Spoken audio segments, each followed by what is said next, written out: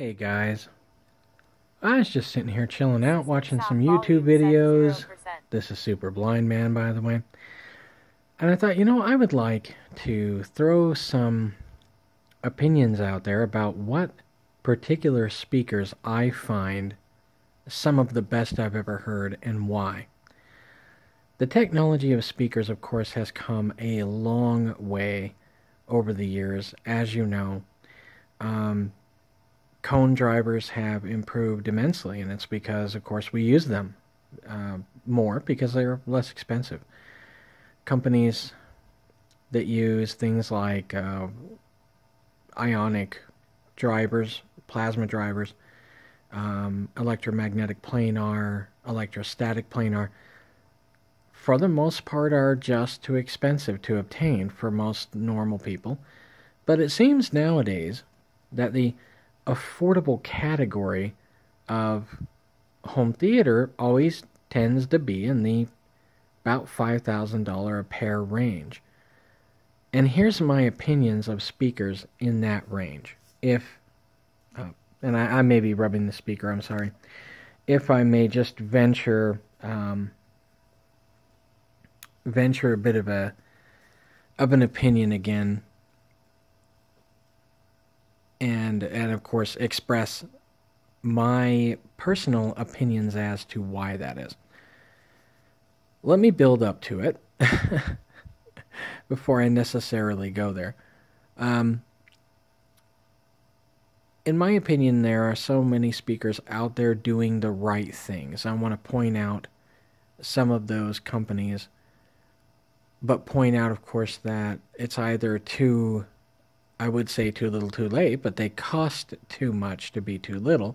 I would say they're too much. And yeah, some of this technology I feel should be in the hands of the commoner, if you will. Perhaps you will not find her common now. Anyway. And I think really that looking at speakers from the common consumer standpoint, what out there is really super exciting. Let's talk about some of the cool tech that has come out and why it's so exciting. Of course, you've seen a lot of these HVFR, AMT, if you will, tweeters out on the market. That is very exciting technology. It's exciting because it has a lot of detail to it. It has a great deal of benefits in the sense of the sound that it lets off. I'm super excited about that technology. It really is great. Golden Ear Tech, the great Sandy Gross, has certainly taken that beyond the next level and really produce speakers that, if you're chasing the dragon, they come about as close as you can get, honestly. Especially in the affordable market. The combination of good, finally, smartly done cabinetry, better thought out stuffing. Now, I know that sounds kind of funny, okay guys, but you spend thousands of dollars room correcting. You do have to understand that the inside of the cabinet is a room. Yes? Right? Building that room square means you have to put correction in it. Or fix the shape of the room, which of course companies like Bang & Olufsen, who can mill them from a solid block of aluminum, can make spheres inside, which of course means you don't have that problem now, do you? But not everyone can afford $100,000 a pair, $50,000 a pair. Guys, there are speakers out there that are $5 million a pair. I mean, I wish I were joking about that, but I'm not. So what can you do to fix that? Well, of course, Sandy Gross has figured out, well, hey, if you take the right type of batting even,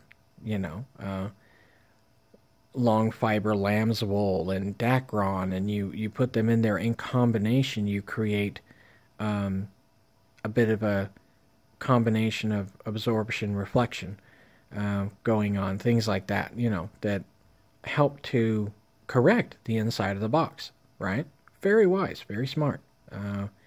Sandy is just a great guy, wonderful guy to talk to. I've been on the phone with him several times, actually, and he's just a delightful guy to talk to. He really is. You can tell that that is where his passion is. It's where my passion is, certainly, and it's great to talk to him. Golden Ear Tech speakers are where the buck's at. If you want to go there for cone speakers, oh, I got a little dim there. Anyway, if you want to talk about, cone and dome, I guess if you will, cone and tweeter speakers at all, that's really where it's at.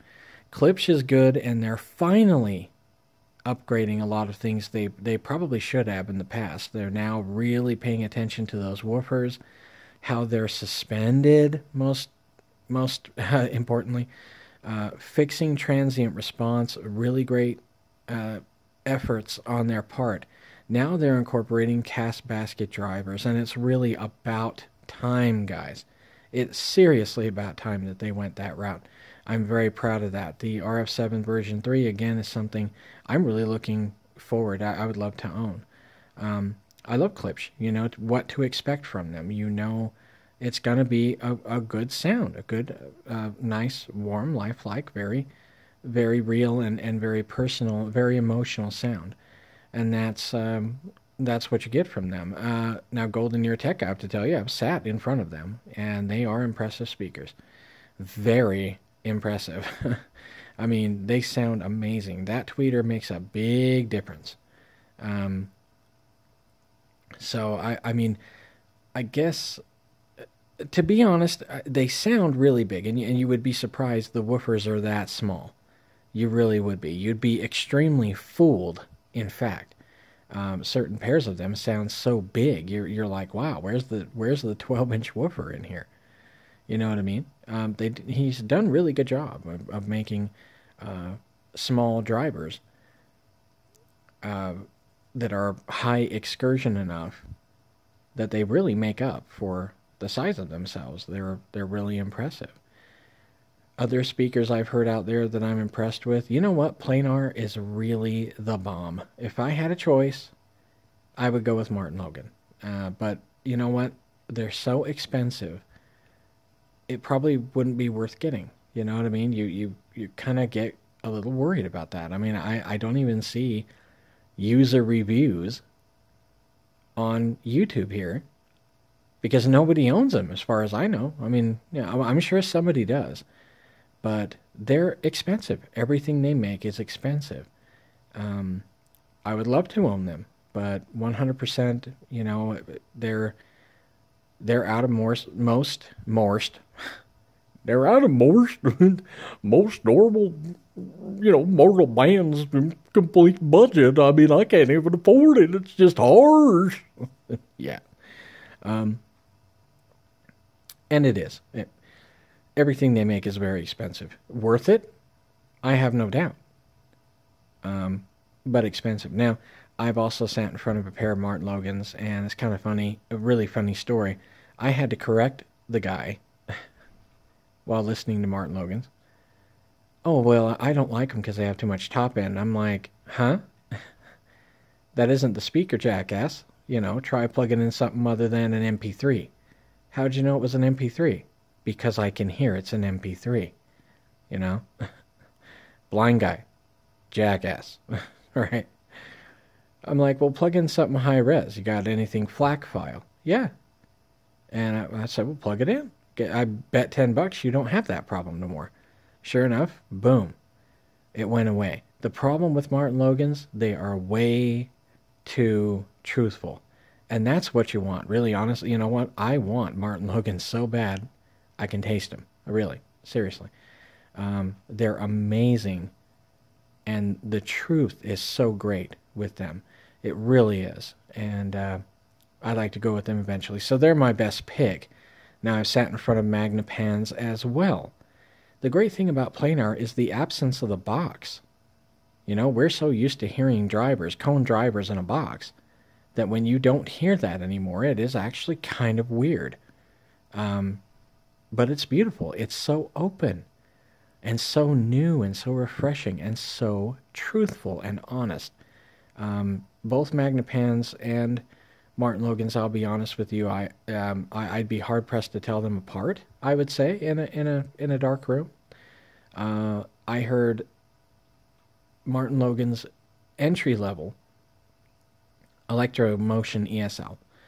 I was shocked with that speaker. I was wondering where the sub was. I mean, that's how powerful and punchy the bass was. I was absolutely stunned with that. Couldn't believe it. And they're impressive.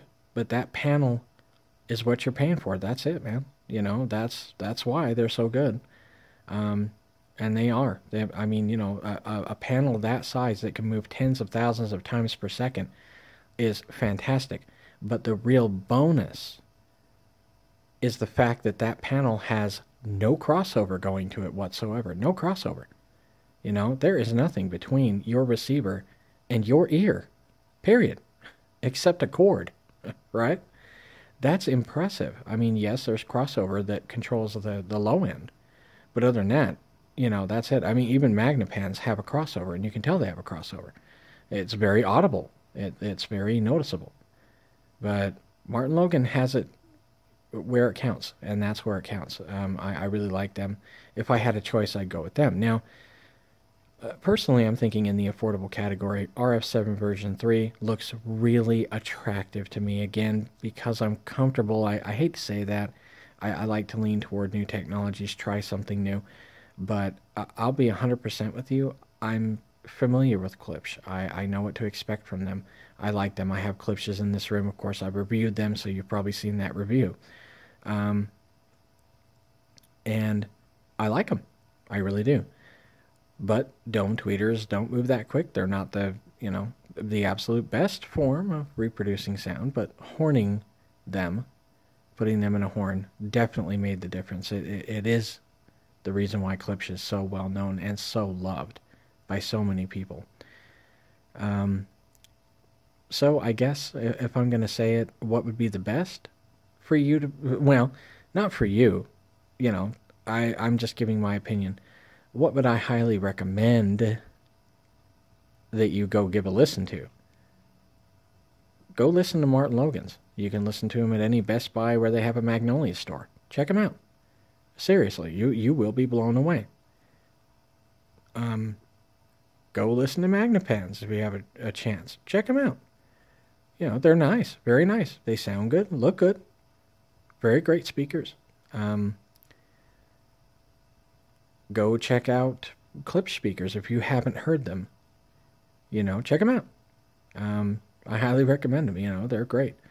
Golden Ear Techs. Hey, you know what? If you haven't gone ears on with them, absolutely everything about that speaker, you can tell that it's, as Sandy said, those 1,001 little details, you know, they make a difference. They really do. And paying attention to every tiny detail of how a cone driver is constructed and acts is a huge, huge bonus, and it very noticeable. It's extremely noticeable. It's not a gimmick. It's not a ploy. You know it. I mean, when you hear those speakers, what he has done in pioneering those drivers is noticeable. It's obvious, and it is amazing. He is quite a genius. Now, of course, it's not just him. There's Don G. Vogue, who is partnered in with him on the Definitive Tech thing. So, and he's the engineer. Does a damn fine job. Good guy. Geniuses. I'll tell you what. Real geniuses. And are they worth the money? Yes. And you know what? We're cost a lot less than any of these other speaker brands I've named. The RF7 is looking to be $1,000 more than a good pair of Triton 5s, you know, and looking to be even a couple $100 more, a few $100 more than the Triton 2 Pluses. And they've got subs in them. So, yeah. Anyway, thanks for tuning in again. And, hey, I love you.